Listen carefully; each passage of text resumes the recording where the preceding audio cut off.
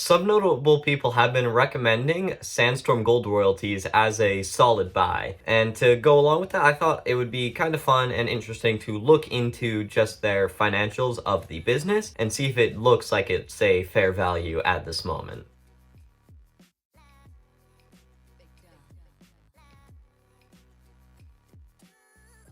Hey, my name is Tucker Kraus, and welcome to my channel, where I detail my investing journey as a 14-year-old and give my thoughts and opinions on a variety of personal finance-related topics and issues. In today's video, I'm going to be doing an analysis of Sandstorm Gold Royalties, and so today I'm mostly going to be focusing on the financials, but of course I'll give a brief intro into what a gold royalty is and what their company's about and some of their growth prospects and all these kind of things. Before we continue, make sure to smash that like button. So, Sandstorm Gold is trading at about $7.87 per share, with a market cap of $1.544 billion, and this is definitely the one scary part, is a PE ratio of 112.43. That's as of close on April 21st. But their one nice thing is that they're completely debt-free, have zero debt. That's definitely one thing that certainly caught my eye. Now, let's get into what a gold royalty is. A gold royalty company, or any royalty company in the mining space in general, will fund a miner who's trying to explore this possible spot for a new mine or develop it, or it doesn't really matter which stage, but it'll generally come in at one of these stages, help fund them and whatnot, and in return they'll of course be given either a royalty or a stream. A royalty is typically they'll just be paid a percentage of total revenue or of total profits, or the stream is they're able to buy a certain amount of the metals or whatever the commodity is produced from this mine at a massive discount. So that might be gold's trading at, I believe, $17.50 something an ounce right now, and a company is going to be able to sit, maybe who has a stream with the mine, is going to be able to buy from that mine for about $400 an ounce. So then after, they can come back into the spot market and sell that at a massive profit. When you're comparing gold royalty companies to gold miners, it's essentially lower risk, lower reward when you're going with a royalty company, due to the fact that their assets are a lot more spread out between all these different mines and mine operators. But obviously, because they don't get all of the profits or all of the metal from these mines, they obviously don't get quite as big of a reward if the mine turns out really well, whereas the miner gets a much heftier reward if that exploration turns out really well. But if that exploration doesn't turn out well, that's really bad for the miner, whereas the royalty has a whole bunch of other ones they can lean on. Now onto Sandstorm more specifically. They are fairly new, but are clearly very competently managed due to the fact that their CEO is actually the former CFO of Wheaton Precious Metals Corp, which is one of the largest gold royalty companies out there, with a market cap of, I believe, in the range of $20 billion.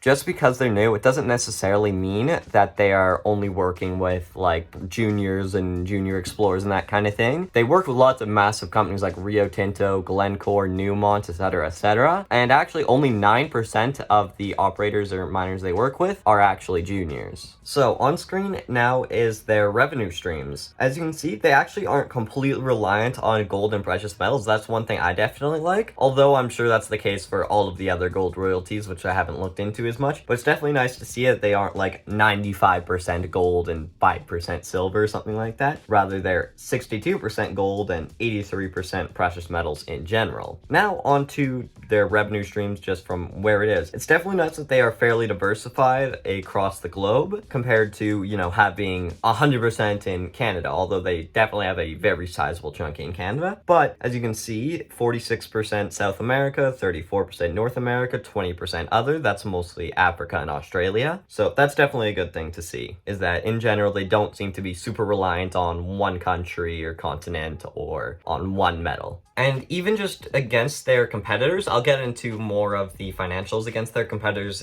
later on in this video, but just on screen now, I'm just going to put up a little slideshow. You might have to pause, I'm not sure, just showing a few graphs from some of their investor presentations that compare them to their competitors. Of course, it's from their investor presentations, so take it with a grain of salt, but we'll roll it.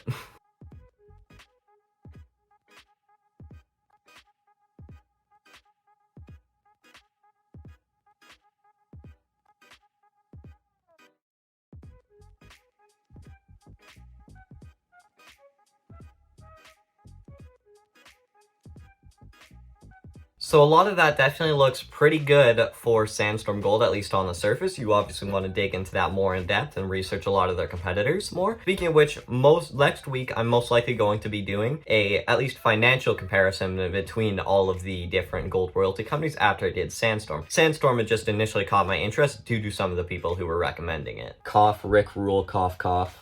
Alright, so now let's get into some of their growth prospects. Since going back to their PE ratio earlier, they're clearly not a value play and are clearly a growth play. So, the vast majority of their assets are not yet producing, so there is massive royalty/streaming growth potential in the future. But of course, lots of these are explorations, so it kind of depends how good do these explorations look. You definitely want to look into lots of these individual explorations a little bit more. But I will say, just on the surface, I imagine a lot of these are at the very least decent due to the fact of the massive amount of share buybacks that are being done by this company all the time on screen now. As you can see, millions done in the last couple of years, and just consistently in 2021, their CEO said they are planning to continue to buy back more shares and even implement a small dividend if that's something you'd be interested in. So them buying back all these shares obviously shows that they're very confident in lots of these explorations and future growth. Another thing to keep in mind is that they had more ounces discovered than mined from their assets in 2016 through to 2019. I'm guessing that wasn't the case in 2020, and that's why they didn't show it in their investor presentation. But in general, it still seems like I would imagine there's still a lot of growth potential there. Another thing is that if you're bullish on gold price due to government debt and inflation and whatnot, definitely a gold royalty company is going to be good if you think gold prices are going up. And another thing in general is that they just have a ton of cash on hand, so they can use that to continue funding and growing and whatnot, and along with no debt. On screen now is the trailing PE ratio of most of the major gold royalty companies, along with the S&P 500 for a general market comparison, and it goes from left to right in market cap size, with Sandstorm being the smallest. And as you can see, it definitely looks very pricey, even compared to the S&P 500, which is already pricey compared to its history, though it is at least cheaper than Osisco. Royal Gold certainly does look not half bad here, though. Now onto the forward PE ratios. Yahoo Finance didn't feel like giving any analyst EPS projected growth or a 4 PE or anything like that for Osisco or Wheaton, but as you can see here, it does definitely look like Sandstorm does improve a little bit and fall below Franco-Nevada, though it's still quite a bit lower than Royal Gold, though Royal Gold's actually their PE goes slightly higher. Now onto the EV to EBITDA ratios, which is generally a decent metric for a company with a very high price to earnings ratio to generally make them look a little better, and that's definitely the case here, as the playing field evens out quite a bit, and Sandstorm is just a tiny bit behind Osisco and again Royal Gold. Following that, next week I'm going to be doing a more in-depth financial comparison between all of the gold royalty companies to help us inform our decision better than just looking at one for the gold royalty space. So make sure to stay subscribed and hit the notification bell so you know when that comes out. Looking at their earnings per share over the last 5 years, it definitely looks sort of all over the place, especially with that massive draw from 2016 to 2017. But this is likely because they are putting like pretty much all the money they have coming in into expanding and getting more assets under their belt to be paying them more royalties and streams. But when you look to the gold price, at least 2018 looks a bit more justified because, as you can see, there is a price drop in gold in 2018. Onto their revenue quickly. Their revenue has been consistently growing this entire time, so that definitely follows the theory that yes, okay, they're constantly expanding, but that's why their earnings per share is going down while their revenue is going up. And you can see that the gold price has followed their revenue very steadily as well. So if gold price continues to rise, chances are their revenue will also rise, along with the company expanding in general. So very quickly, just a